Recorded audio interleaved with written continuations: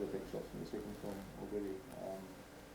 So no, I mean the biggest impact that happens is computers get cheaper and they get faster. So you know, that's, the actual the technical quality of what we're doing is pretty much, I think it'll be, you know, we're at a pace now where, you know, everything that was impossible to do 10 years ago you can do now. CGI water was always difficult, CGI flames was difficult, you're really at a point where anything you can imagine you can put on film now. Oh. And when you go back, Pixels, I still say put on film. Right. It's going to be a habit.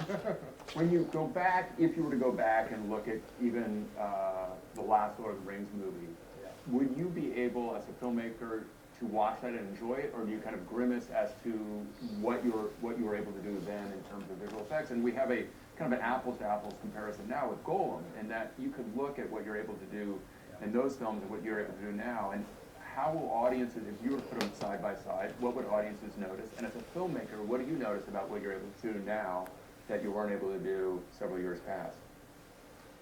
Well, Gollum certainly benefits from a much more intricate muscle system, because obviously with a CGI character, you're really building a character in much the same way as a real creature is built. You build the bones, the skeletons, the muscles, you put layers of fat on, you put a skin on which has to have a translucency depending on what the character is. And Gollum is a much more sophisticated performer now than he was 10 years ago. So in other words, he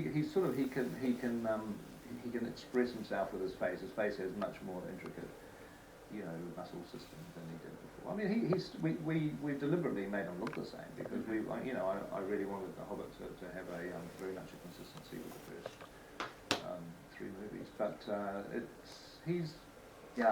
I think the things that I would notice looking back at Lord of the Rings, I haven't looked back at Lord of the Rings. But the things I would notice are probably more the compositing and the blue screen work, and that's the sort of stuff that's really improved in leaps and bounds over the last 10 years. Just in terms of the plates, in terms of the plates and the edges and the lighting and composing different elements together. Plus the fact that, I'll tell you the one thing that we're using a lot more now than we never did in Lord of the Rings are digital doubles, where you want to do big stunts or big action sequences. You don't rely so much on stuntmen anymore. I mean, we certainly do for fight scenes, but if you want people leaping off a bridge